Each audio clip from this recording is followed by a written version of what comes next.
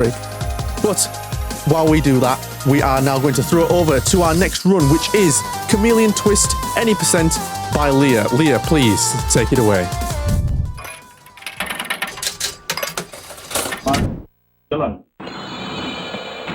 Hello again. I was here yesterday with Johanne, and I am back with a game, the game I actually did learn for Speedromizer.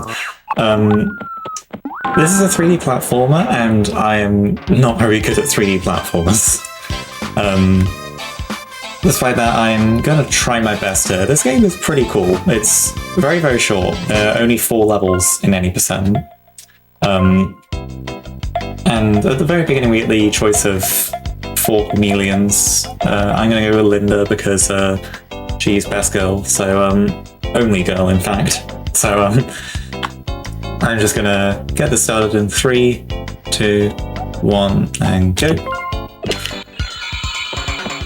So kind of the story is, I mean, I've only got the game in Japanese, so I'm kind of interpreting here, but as far as I can tell, the story is that chameleons get turned into these things, and they wanna just turn back into regular chameleons. So that's the goal of our adventure here.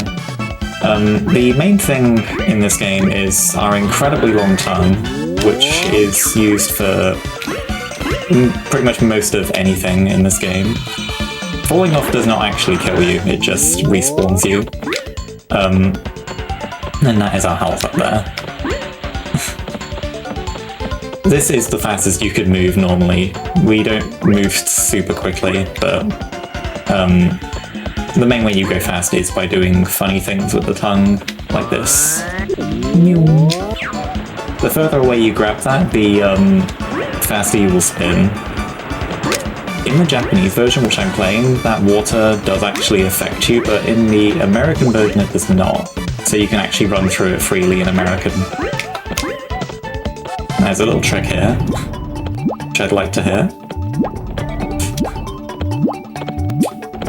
I might be here a while. This is basically a door clip.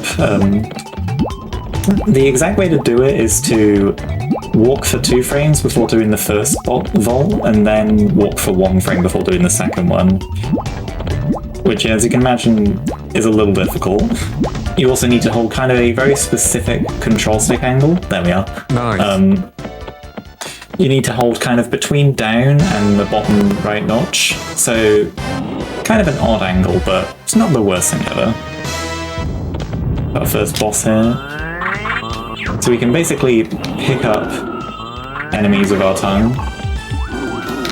And we have to do that to kill most of the bosses. In this case, forget how many butterflies you need. I think you need about 9 or 10. You can do either a multi-shot with the B button or a singular shot with the Z button. And the single shots with the Z button, they do knock enemies back further than the multi-shots with the B button. But ideally you can just go for B shots on that boss.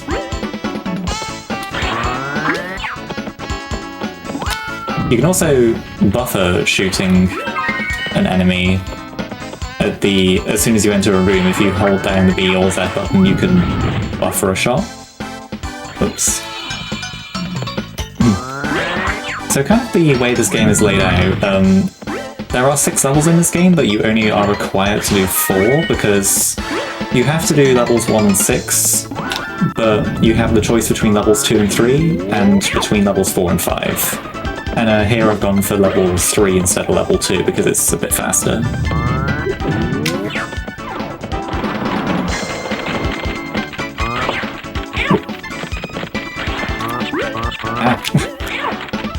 I need to blow up these guys like that. I also want to take 1 more.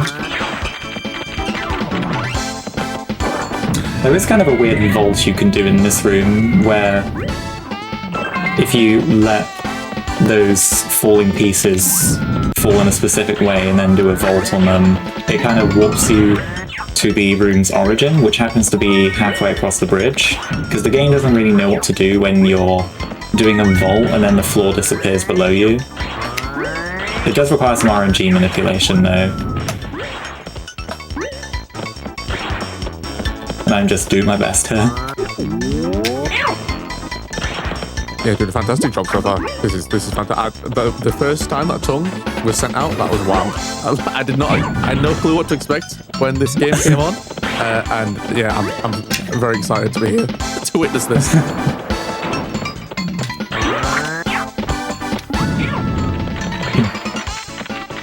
This room is kind of RNG. I need to attract these guys over, and they move very slowly. Oh, I got lucky. First try. It can be any one of those three. The alternative is to simply do another door clip, but the door clips in this level are harder than the ones, or they're harder than the one I did in the first level. I am going to be safe here.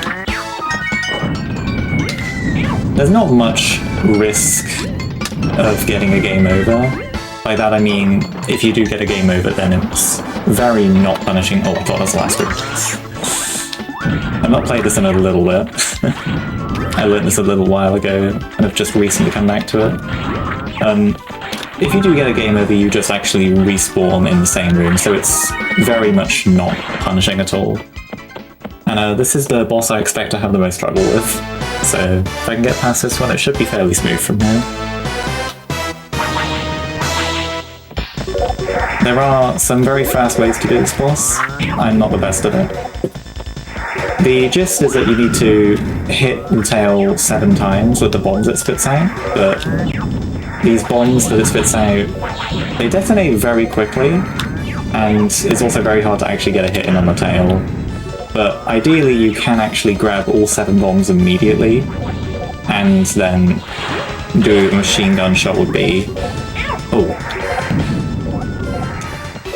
There's non-zero chance I die here, because this boss is...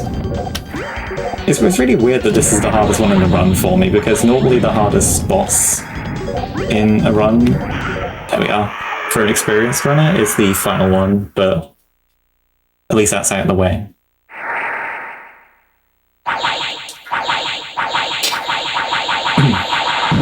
So normally, we've just done stage 3. Normally we go to stage 5, but stage 5 is really hard, and I like stage 4, so I'm actually going to do stage 4 instead, which is a pretty significant deviation from what most runners do, and it's quite a bit slower, but it's just easier for me, and I like the stage.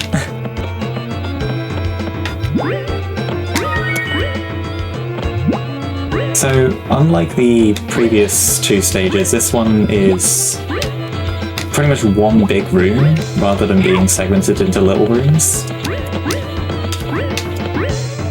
And yeah, it is the longest stage in the game. Nice, cheeky little clip there. And unfortunately I'm going to wait a little bit here. So, what is it about the stage that you've skipped then that makes it difficult? Is there a particular skip, or is it just the level itself that's quite difficult? I'd say even casually it's the hardest level in the game, but the tricks are what makes it really difficult. There are a bunch of different door clips you can do, and just it's got the most difficult tongue swinging shenanigans when you connect the tongue to a pole and then spin around. It's got the most difficult sequences of those in the game, and it's just much easier for me to opt out of it. There's a whole lot going on. And I do just kind of like this level. This level's just... I think it's just really nice platforming. This is probably my favourite sequence of platforming in the game. We've actually got a sequence of 3 vaults here. This last one is... It's kind of a fun-looking vault here. I don't even think I should be going for this at my level, but I don't know, I like doing it. I do believe this is frame perfect. There is an exact frame that gives you the most height here.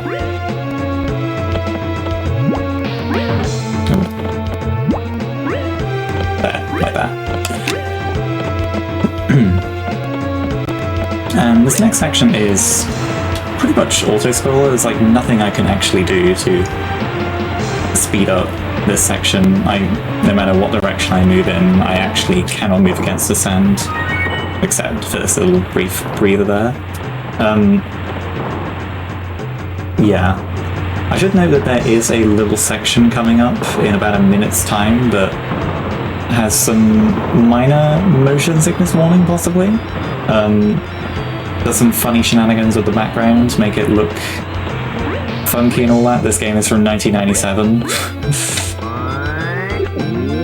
Yeah, just a little forewarning. I'm not getting under that.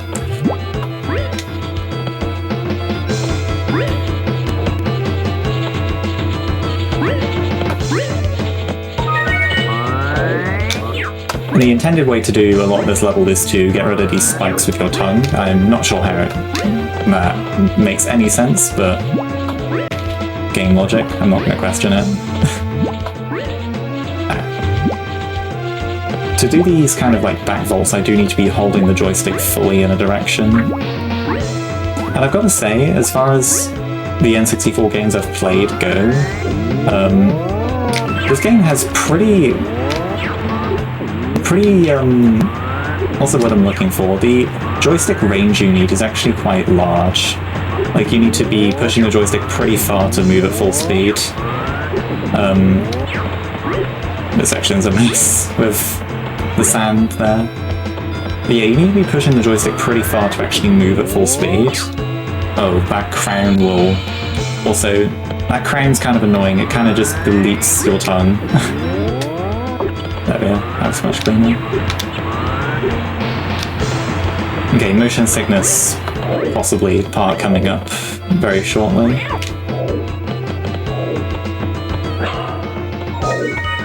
Right about here.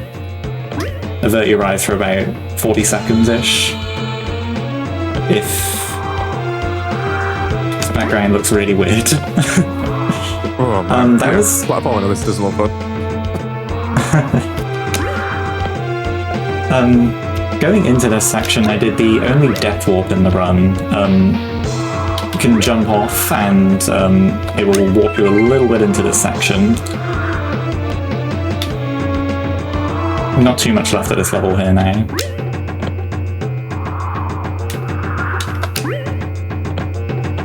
Cool. That happens often. Okay, the possible motion sickness part has ended now. The background just goes really fast to, I guess, give the illusion that we're flying really far.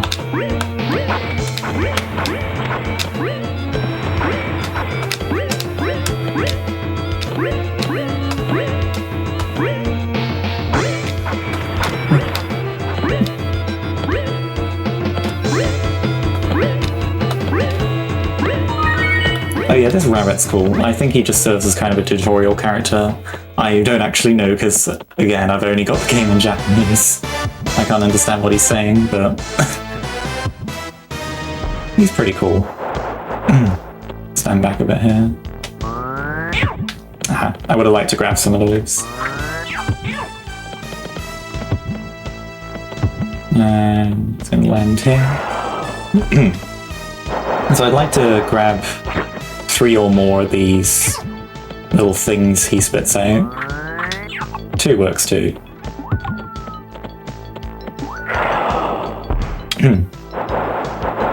If I can have some stored between phases, there we go. I've got enough to kill him with now. If I can have some stored between phases, I can go for instant hits. So if I wait about a second after he burrows, like that, and one more time. So yeah, the ideal strat is to get 5 of those at the very beginning and go for all the instant hits like that.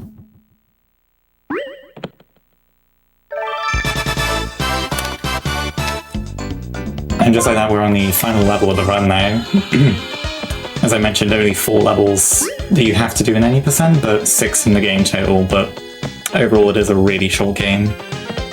It would only take you maybe an hour to beat it casually.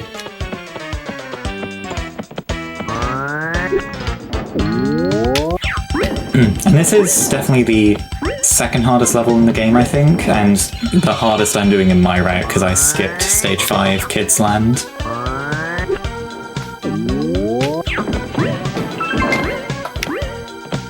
To my knowledge, this is the most RNG heavy level in the game.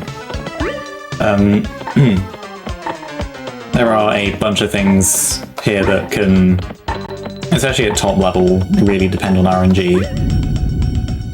But this room's a little weird.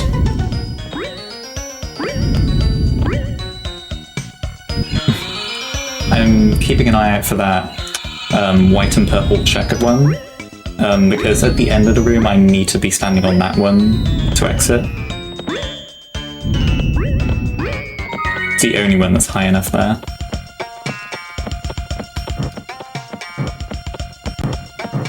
I'm going to try and pick up a couple fires here. I have 4. The more you have, the more slowly you walk. Wide head, right? She's got a very big head right now because she's got 3 fires. Only 2 now, but still quite big. And of those mirrors, it's random which of those mirrors is the correct one, so pretty much a 50-50 if you get the correct one.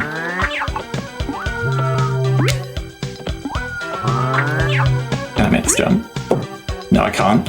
You don't need to hit all of these candles in this first room here. You can technically make it through by only hitting every alternating candle. But the gap between the platforms is random. I'm going to get hit there. Oh, I might actually get a game over. Okay, that's fine. I'll just respawn in this room. Yes, you can make it by only hitting every alternating candle, but it's kind of RNG. That is, it's random how far away the platforms are from each other. So the safest bet is just to hit all of them.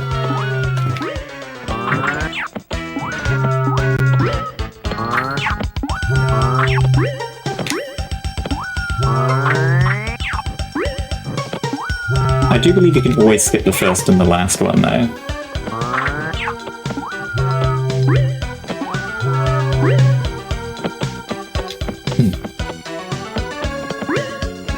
You can actually go around the other side of this wheel as well. And here we are in the harder version of this room. So there are less candles now, but the platforms disappear very, very quickly, and you do have to hit all of them.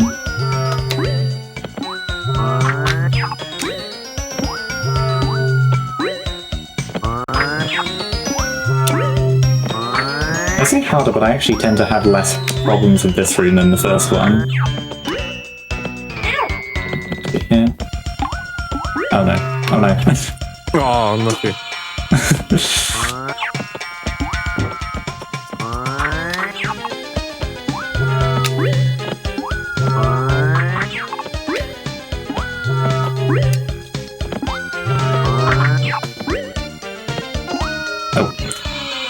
I should also mention, I probably should have mentioned this sooner, you also use the B button to pick up enemies in the first place, so if you've got like 1 or 2 in reserves, you can't pick up a third one. You have to pick up all 3 at once. Ooh. The hitboxes on these candles are pretty weird. They do actually have very small platform hitboxes, I believe. There's sort of like a console playback demo, TAS-ish, and I saw it jumped across the last 2 candles here, instead of just making platforms with them.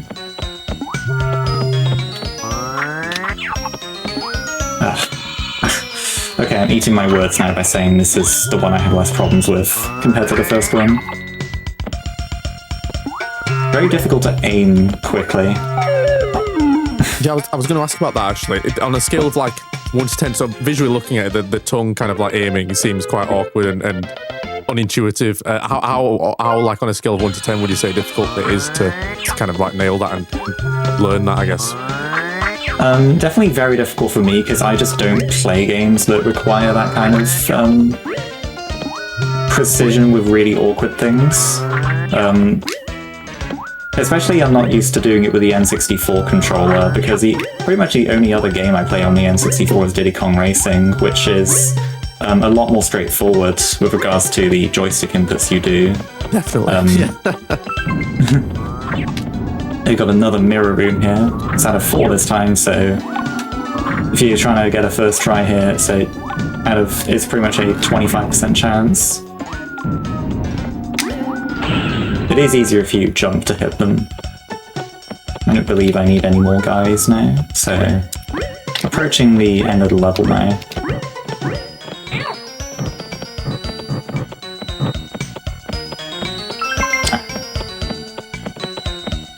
Oops.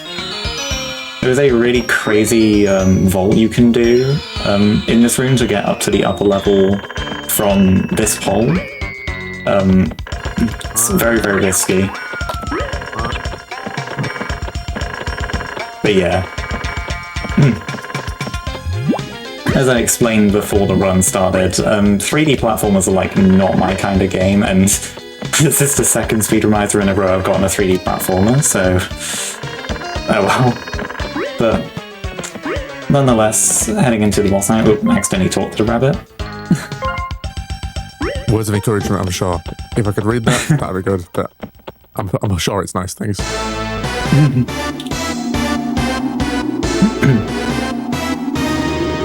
So this is we call him Books in the community, I believe.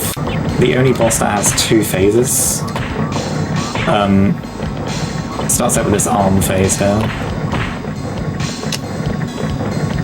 And just a sec, I might be able to sneak the hit in. No, I won't be able to. I was hoping if I could sneak that hit on the purple orb there. But now he's going to transition to second phase. Time is going to stop as soon as I kill him, which will be very abrupt. But he's going to shoot out a bunch of balls, and I will need to pick up a bunch of them. And then I'll need to shoot all of them at him at once. Wait for him to be done with this. And the thing is, he will regenerate. So he will always regenerate to full health if you don't kill him. So I will need to pretty much land all the hits at once. So this might take a little bit.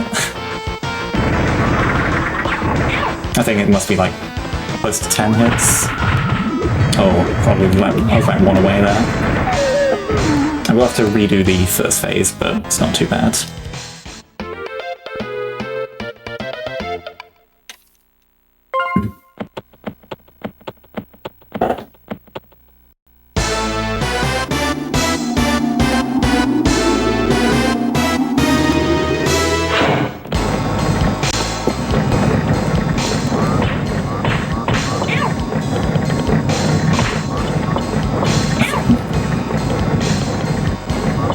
The more important arm to get down is this one, his left arm.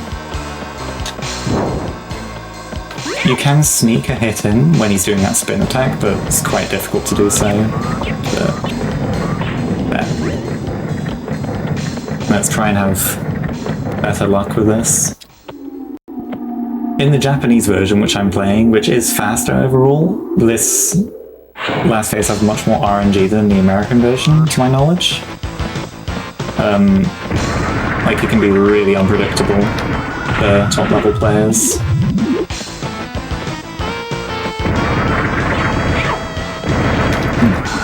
I need to spin your tongue around a little bit to really pick up all of them. Okay, got a lot of them here. There, that's time. So now there's this little automated ending sequence that will play out. I'm not touching the control at this point. As I explained, 3D platformers are maybe the kind of game I'm like the least good at, but I mean, this is clearly like a really cool little game though.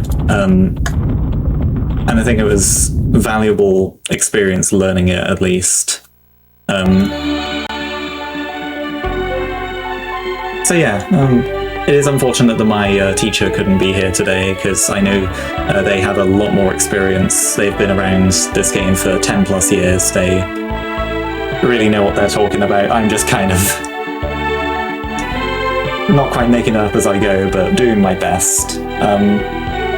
But yeah, that's my last appearance on this Speedromizer, and hopefully I'll be back for the next one. But until then, that is about all I have, and I'll hand it back over to you. Thank you so much, Leah. What a fantastic showcase, of this game. A very interesting game. One that, like I said, not seen before, but a wild game. And I hope everyone else enjoyed watching it as well. We will be right back. We're going to go to the break scene, and we'll cut to some ads just after as well. So be sure to stay tuned, and we'll see you very shortly.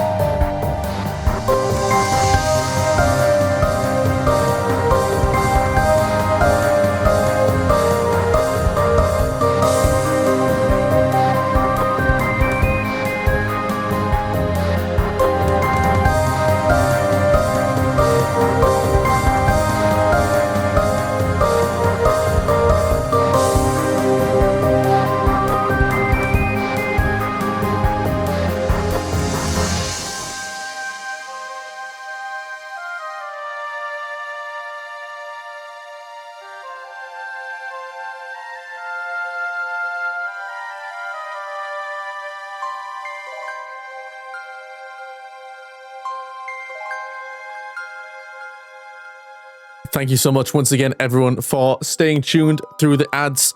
We did, in the downtime, have a quick donation come in from Leaf that says, important cause, fun event, and thank you for all the entertainment. And that was 10 Canadian dollars. Thank you so much. And that went towards Yes to Disco. I'm on the Yes to Disco train too, so I would encourage everyone to join in on that. Make sure you say yes to Disco. Very important. It also went towards the Kirby's Dream Land 2 Tempest Puns. So make sure if you are looking for an incentive to donate towards, check them out. Go to type in !donate in the